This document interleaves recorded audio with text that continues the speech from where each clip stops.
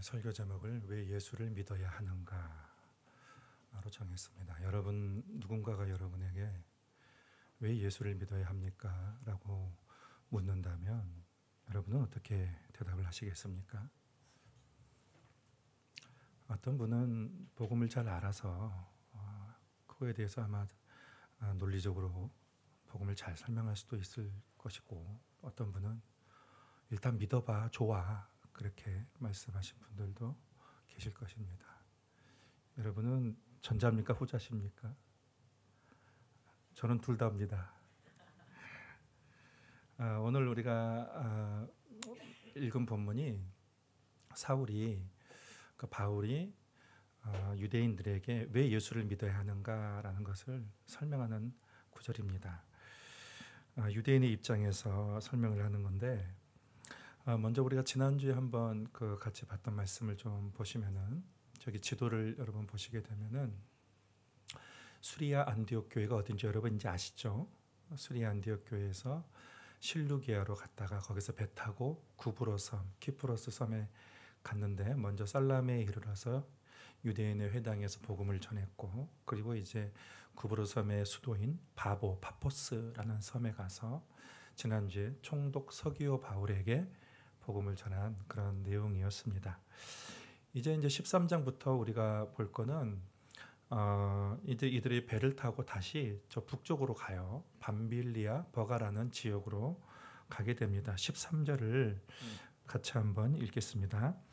바울과 동행하는 사람들이 바보에서 배 타고 밤빌리아에 있는 버가에 이르니 요한은 그들에게서 떠나 예루살렘으로 돌아가고.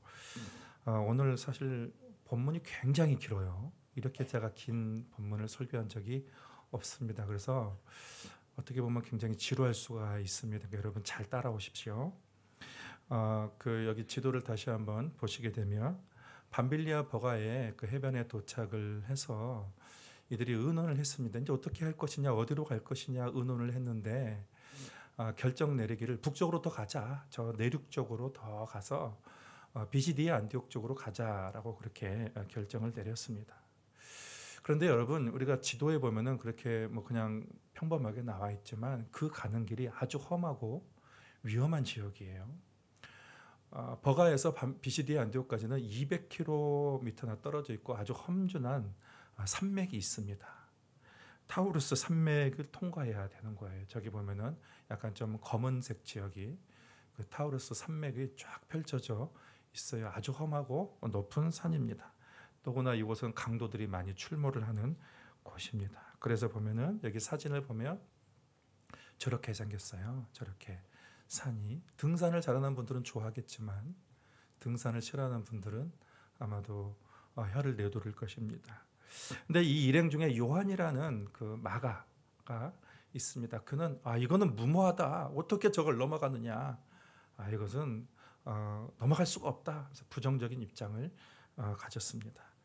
근데 여러분, 바울이 누굽니까? 바울이 어떤 사람입니까? 바울은 일단 정하면 목숨 이런 거 따지지 않고 위험하든 따지지 않습니다. 정하면 복음을 위해서라면 어디든지 갈 수 있는 그런 사람이에요. 문제가 되지 않았어요. 강도도 문제가 되지 않았습니다. 마가는 바울의 의지를 더 이상 꺾을 수 없다는 것을 알고 그는 배를 타고 돌아가 버렸습니다. 예루살렘으로.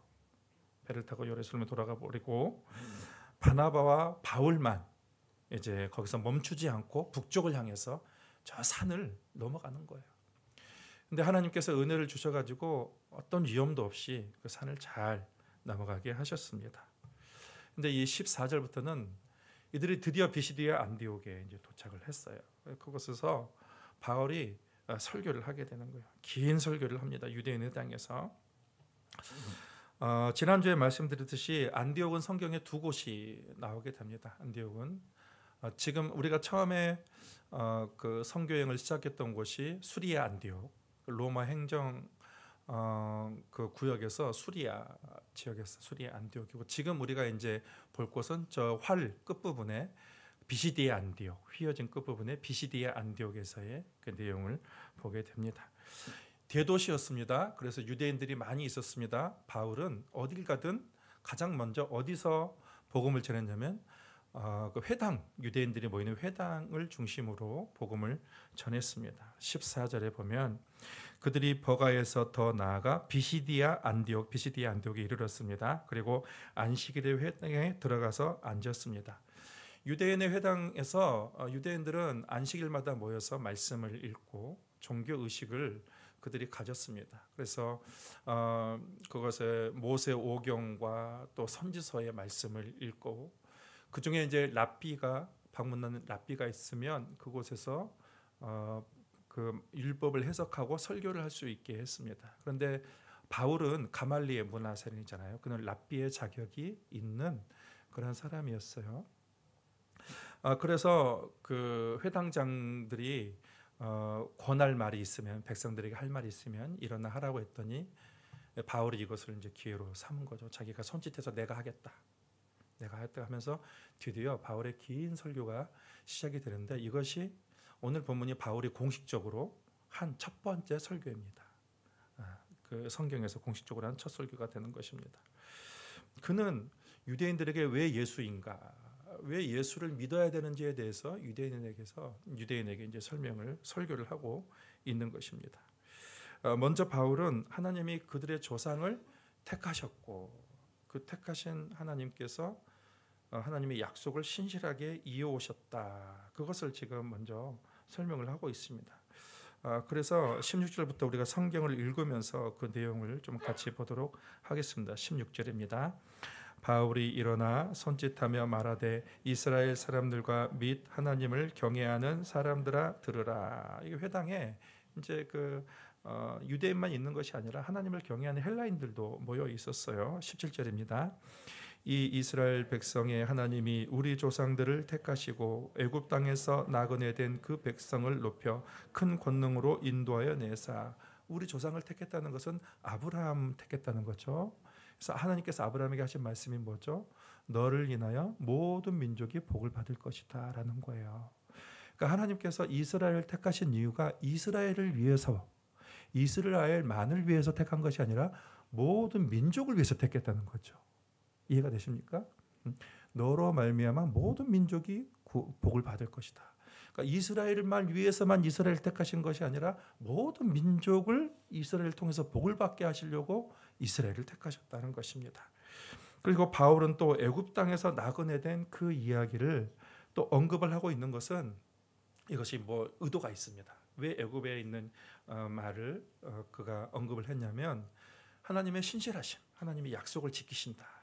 애굽 땅에서 구원해 내셨다는 것이죠. 그래서 처음에 들어갈 때는 그들이 70명만 들어갔는데 나올 때는 200만 명이나 나온 하나님의 약속을 지키시는 그 하나님에 대해서 계속 강조하고 있는 거예요. 18절에 보면은 광야에서 약 40년간 그들의 소행을 참으셨다라는 거예요. 여러분, 광야의 역사는 순종의 역사입니까? 거역의 역사입니까? 거역의 역사예요. 그들은 광야에서 늘 불평과 원망을 하나님께 터뜨렸습니다. 그런데 하나님은 그들의 소행대로 갚지 않으시고 그들을 사랑으로 이끌어 주셨습니다. 그래서 19절에 이르게 되는데 같이 읽습니다. 가나안 땅 7 족속을 멸하사 그 땅을 기업으로 주시기까지 약 450년간이라. 이것도 무슨 말이에요? 가나안 땅을 약속대로 주셨다. 하나님의 약속을 이루셨다는 것입니다. 20절 21절입니다. 그 후에 선지자 사무엘 때까지 사사를 주셨더니 그 후에 그들이 왕을 구하거늘 하나님이 베냐민 지파 사람 기스의 아들을 40년간 주셨다가, 이스라엘이 하나님께 왕을 달라고 한 거예요. 우리도 다른 나라처럼 왕이 있으면 좋겠습니다. 그런데 성경은 이스라엘이 왕을 요구하는 것을 긍정적으로 보지는 않습니다. 그래서 사무엘상 8절에 보면 그들이 나 여호와를 버려 왕을 택했다라고 이렇게 얘기하고 있어요. 하나님이 그들의 요청대로 왕을 주셨습니다. 왕이 잘했는가? 그렇지 않습니다. 왕정은 실패한 이스라엘 역사입니다. 다윗을 포함한 몇몇 왕은 제하고는 다 반역과 죄악으로 백성들을 이끌었던 그런 사람들이에요. 그 첫 번째 왕은 사울입니다. 왕이 생겼으니 사울에 대한 기대가 컸습니다. 그런데 하나님이 사울의 불순종으로 인하여 사울을 패하셨습니다. 22절 같이 있습니다.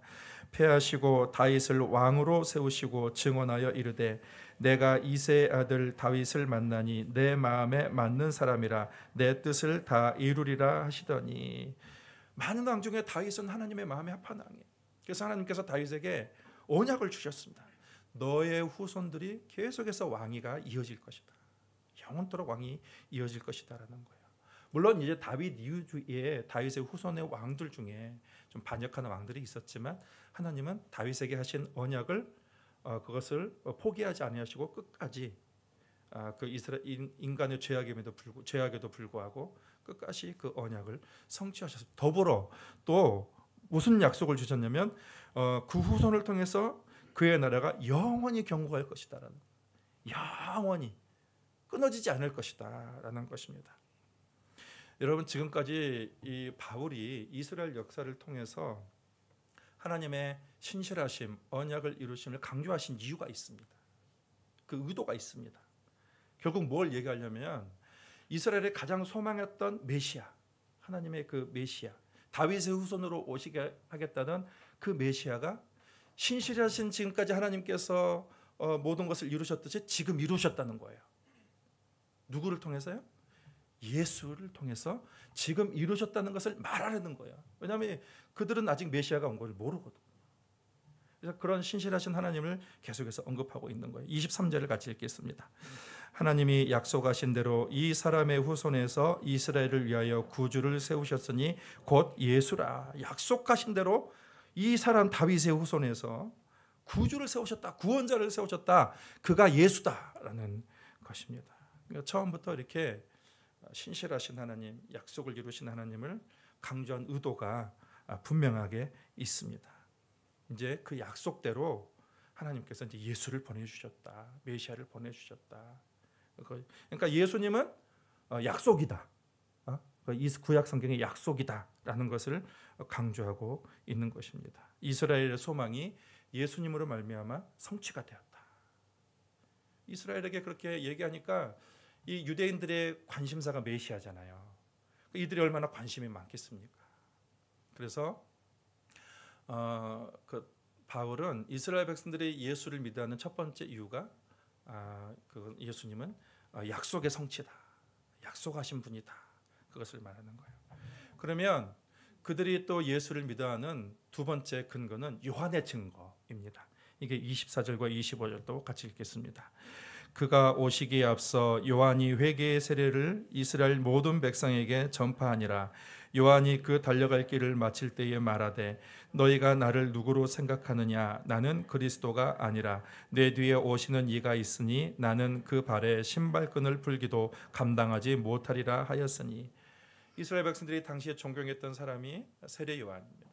사람들은 세례 요한을 보면서 그가 하나님의 약속하신 다윗의 후손인지를 그렇게 물었습니다만 이 세례 요한은 스스로 나는 그리스도가 아니다. 그리고 내 뒤에 오시는 분이 있는데 나는 그의 신발끈을 풀 줄 없을 정도로 그분은 위대하신 분이시다. 그렇게 증언을 하는 거예요. 세례 요한의 증언이 예수님을 믿어야 될, 메시아로 믿어야 될 근거가 되는 것이죠. 그리고 또 세 번째는 십자가를 얘기하고 있습니다. 왜 예수를 믿어야 되냐? 십자가가 그분이 메시아인 것을 증거하고 있다. 그런데 여러분, 유대인들의 입장에서 봤을 때는 십자가를 이해하기가 어렵습니다. 십자가에서 죽은 자, 사형수로 죽은 자를 구원자로 받아들일 수 있는가? 쉽지 않은 것입니다. 그런데 바울이 말하는 거예요. 그 십자가가 약속이다라는 거예요. 어디? 십자가 약속이 어디 있느냐라는 것입니다. 우리 27절도 같이 한번 읽겠습니다. 예루살렘에 사는 자들과 그들 관리들이 예수와 및 안식일마다 외우는 바 선지자들의 말을 믿지 못함으로 예수를 정죄하여 선지자들의 말을 응하게 하셨도다. 이들이 매 안식일마다 율법을 읽고 선지자의 말을 읽었는데 거기서 고난받는 종에 대한 그 선지자의 말들을 믿지 않아 버린 것입니다. 왜냐? 이들은 힘 있는 메시아를 기대한 것입니다. 일부러 그 고난받는 메시아의 예언을 봤으면서도 외면해 버린 것입니다. 유대인들이 선지자의 말을 보고 고민해 봐야 되지 않겠습니까? 그리스도의 고난에 대해서 관심을 갖지 왜 안 왔을까? 우리가 그것에 대해 생각해 봐야 되는 것입니다. 그들은 고난받는 메시아를 인정하고 싶지 않은 것이었습니다.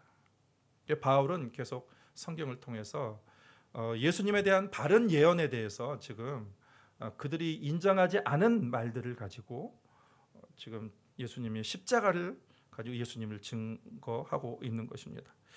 예수님이 공생의 기간 동안 죽을 죄를 하나도 짓지 않았습니다. 그러니까 예수님을 정죄하던 고발하던 사람들도 예수님에 대해서 아무런 죄도 발견하지 못했습니다. 그래서 그들은 빌라도를 협박해서 죄 없는 예수님을 죽게 하신 것입니다. 그러니까 예수님의 죽음은 마땅히 죽을 죄를 지어서 그런 것이 아니라 선지자들의 예언대로 죽임을 당하셨다라는 것이죠.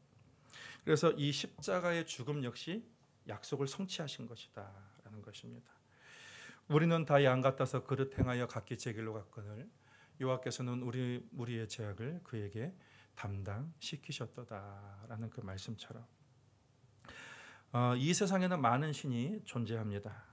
그렇지만 그 신들 중에 자기 백성을 위해서 죽은 신은 없어요. 세상의 모든 신이라 불린 자들은 죽을 때에 고상하게 죽었습니다. 그런데 예수님은 아주 비참하고 처참한 모습으로 과연 저거 신인가 의심이 들 정도로 그렇게 비참하게 돌아가셨습니다. 침뱉음을 당하시고 옷을 다 벗겨서 망신을 당하시고 그리고 채찍에 온몸에 채찍에 맞아서 완전 피투성이가 되고 살이 다 뜯겨 나가고 가시면류관을 쓰고 그리고 십자가에서 매달려서 수많은 사람들이 예수님을 쳐다보고 군병들이 그 죽음을 확인하기 위해서 창으로 예수님의 옆구리를 찔러서 물과 피까지 다 쏟아져 내렸습니다. 여러분 어느 신이 자기 죄도 아닌데 자기 잘못도 아닌데 그 백성들의 죄를 위해서 대신 죽을 수 있을까요?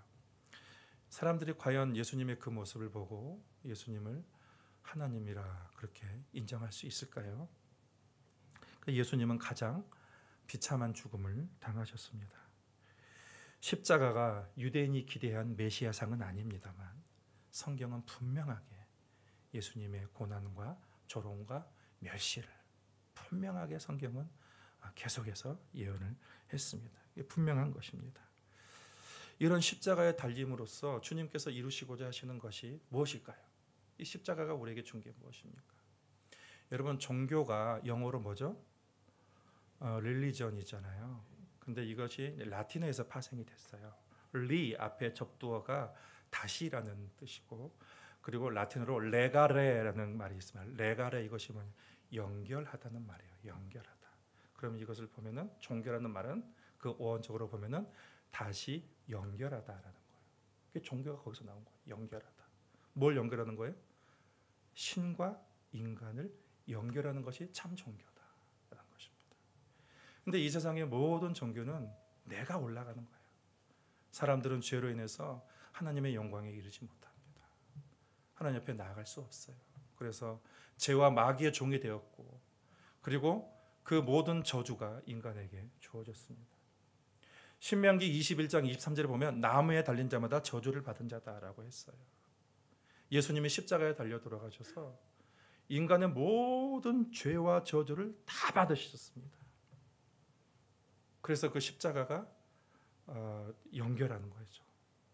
예수님을 통해서 이제 우리의 모든 저주가 우리가 저주에서 벗어나고 하나님의 은혜가 우리에게 주어져서 이제는 그 십자가가 교량 역할을 한 거예요. 교량이 된 것입니다.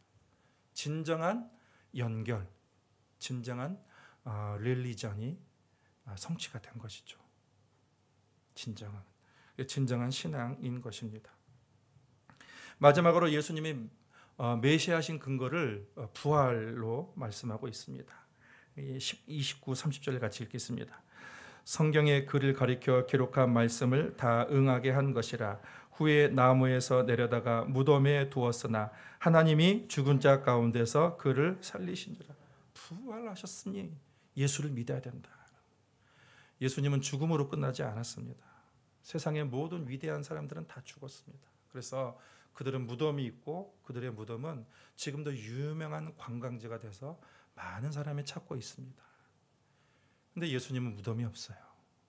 사람들이 찾을 수가 없습니다. 왜요? 예수님은 부활하셨거든요.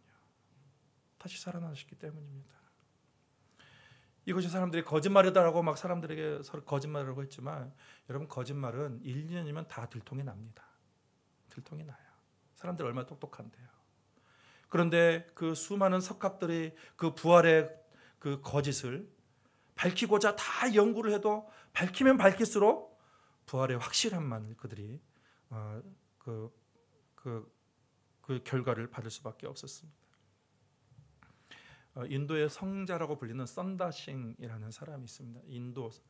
이 사람이 영국에 왔을 때에 기자들이 물었습니다. 당신은 당신의 나라 힌두교가 있는데 어찌하여 기독교도가 되었는가? 이렇게 기자가 물었습니다. 그랬더니 이 썬다싱이 뭐라고 했냐면 예수가 죽었다가 부활했기 때문입니다. 이렇게 얘기했습니다. 사실 이 사람은 구도자였어요. 신을 찾기 위해서 아주 열심히 구도했던 그런 사람이었는데 찾을 수가 없었어요. 많은 책을 읽고 많은 기도를 해도 찾을 수가 없었습니다. 그러다가 자살하려고 했어요. 인생에 의미가 없으니까. 근데 자살하려고 하는 그 날 주님이 빛으로 그의 집에 나타나셨다는 거예요. 부활하신 주님. 그래서 이 사람은 예수를 믿고 전 세계를 돌아다니면서 예수를 증거하는 성자가 되었습니다. 지금 설교하고 있는 사도 바울 어떻습니까? 예수 믿는 사람들 왜 밖에 했죠? 죽은 자가 살아났다고 거짓말하고 다닌다고.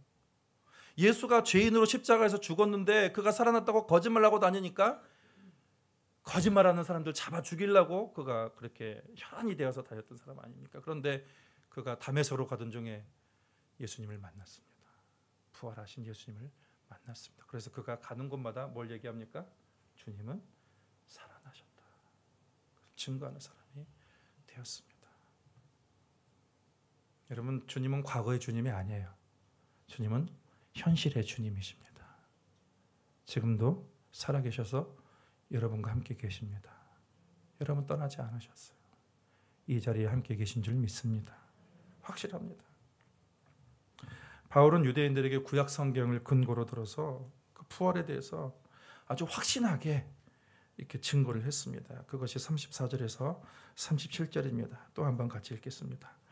또 하나님께서 죽은 자 가운데서 그를 일으키사 다시 썩음을 당하지 않게 하실 것을 가르쳐 이르시되 내가 다윗의 거룩하고 미쁜 은사를 너희에게 주리라 하셨으며 또 다른 시편에 일렀으되 주의 거룩한 자로 썩음을 당하지 않게 하시리라 하셨느니라. 다윗은 당시에 하나님의 뜻을 따라 섬기다가 잠들어 그 조상들과 함께 묻혀 썩음을 당하였으되 하나님께서 살리신 이는 썩음을 당하지 아니하셨나니. 다윗과 모든 조상들은 죽어서 썩음을 당하였습니다. 하나님께서 살리신 자는 썩음을 당하지 아니하셨나니. 그 뭐예요? 부활했다가 죽은 것이 아니고 부활했다가 영원히 살아계신 분이라. 그 부활이 약속의 성취가 되는 것입니다. 이렇게 바울은 이렇게 여러 가지 증거를 들어서 유대인들이 예수님을 믿어야 되는 그 이유에 대해서 그렇게 설명을 했습니다. 여러분, 이것이 연역적인 방법입니까? 귀납적인 방법입니까? 귀납적인 방법이죠. 여러 가지 증거를 들어가지고 결론을 내는 거죠. 결론적으로 예수님을 왜 믿어야 하는가, 그 이유를 이제 그가 설명하는 것입니다. 38절도 같이 읽겠습니다. 그러므로 형제들아 너희가 알 것은 이 사람을 믿어 죄사함을 너희에게 전하는 이것이. 우리가 어떻게 죄사함을 받을 수 있는가? 어떻게 수많은 이 더러운 죄들, 마음과 말과 행함의 그 죄들을 어떻게 우리가 용서를 받을 수 있는가? 이 사람을 힘입어, 예수를 힘입어 그 사람이 깨끗하게 된다. 예수님이 그 사람을 정결하게 만드신다는 것입니다. 39절 이어지는 말씀입니다. 또 모세의 율법으로 너희가 의롭다 하심을 얻지 못하던 모든 일에도 이 사람을 힘입어 믿는 자마다 의롭다 하심을 얻는 이것이라. 모세의 율법으로도 의롭다함을 얻을 수 없다. 근데 이 사람을 힘입어 믿는 자마다 의롭다함을 얻을 수 있다. IMBC 사장을 역임했던, 제가 언제 얘기 한번 한 적이 있는 것 같은데, 조정민 목사님이 왜 예수인가라는 그 책을 썼는데, 그 책에 보면은 이분이 성철 스님에 대해서, 자기도 이제 몇 번 만났다고 그러더라고요. 성철 스님에 대해서 이분이 불교에 심취해 있다가 예수를 믿게 된 사람인데, 성철 스님이 돌아가시기 전에 이렇게 얘기했습니다.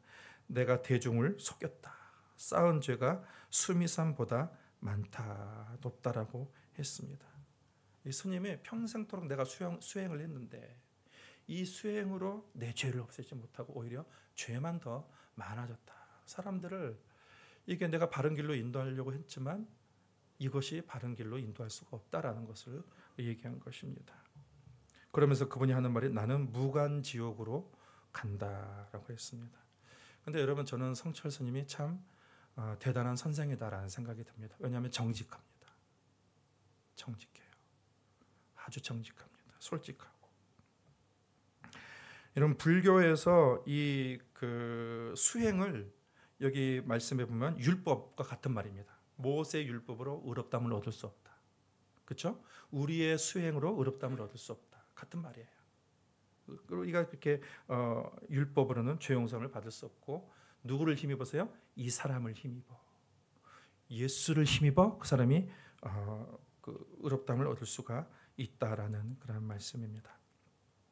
우리 마지막으로 고린도후서 5장 17절 말씀을 읽겠습니다. 그런즉 누구든지 그리스도 안에 있으면 새로운 피조물이라 이전 것은 지나갔으니 보라 새 것이 되었도다. 이 새로운 피조물이라는 게 뭐냐면 본질이 새로워졌다는 거예요. 본질이. 전에는 죄와 마귀의 종이었다가 이제는 의인으로 본질이 새로워졌다는 것입니다. 누구 때문에요? 예수님 때문에 본질이 새로워졌다는 거예요. 그러므로 여러분, 예수가 그 안에 있는 사람은 예수의 부활하신 것처럼 영원히 사는 거예요. 오늘 강필구 집사님, 김지연 집사님 지난주에 장례가 있으셔서 이제 그분들이 감사하는 마음으로 장례를 잘 마무리하고 이제 떡을 여러분에게 나눠드릴 텐데, 여러분, 기독교의 장례는 찬양으로 끝납니다. 찬양으로 시작해서 찬양으로 끝나요. 왜요? 이 땅에서도 주님과 함께 살아가면서 영원히 주님과 함께 살아가기 때문에 찬양하면서 우리가 소망을 갖고 위로를 갖게 되는 것입니다. 여러분, 다시 한번 묻겠습니다. 누군가 여러분에게 왜 예수를 믿어야 합니까? 라고 물으면 어떻게 하겠습니까? 구원입니다. 구원. 어떤 사람은 성공을 위해서, 어떤 사람은 기도 응답을 받기 위해서, 어떤 사람은 소원 성취를 위해서, 어떤 사람은 건강을 위해서, 어떤 사람은 자녀가 잘 되게 하기 위해서. 물론 그것도 맞습니다만 그렇지만 우리의 본질적인 목적은 구원이에요. 구원. 하나님이 세상을 이처럼 사랑하사 독생자를 주셨으니 이는 그를 믿는 자마다 멸망하지 않고 영생을 얻게 하려. 영생이 뭐예요? 영원한 생명이죠. 영원한 생명. 베드로전서 1장 9절 믿음의 결국 곧 영혼의 구원이라. 믿음의 결국은 구원입니다. 영혼의 구원이에요. 사람이 만일 온 천하를 얻고도 자기 생명을 잃으면 그것이 무슨 유익이 있으리요. 주님 말씀하셨습니다. 주님이 우리에게 주실고자 하는 것은 생명입니다. 천국의 생명, 영원한 그 생명이 되는 것입니다. 여러분, 구원, 복음, 진리는 어려운 것이 아니에요. 진리는 단순할수록 좋습니다. 내가 막 어렵게 찾고 그런 것이 아니라 구원은 선물로 주는 거예요. 내가 노력해서 얻는 것이 아니라 그 은혜로 말미암아 선물로 하나님이 주신 것입니다. 여러분, 이것이 복음입니다. 어려운 것이 아니에요. 우리가 평생 찾는 것이 아니라 주님이 찾아와서 주님이 오셔서 주님이 선물로 주신 것이 구원입니다. 우리가 예수를 믿는 이유는 그 구원의 삶, 영생의 삶을 그리스도와 함께 살아가는 것입니다. 이런 은혜가 함께하기를 바랍니다.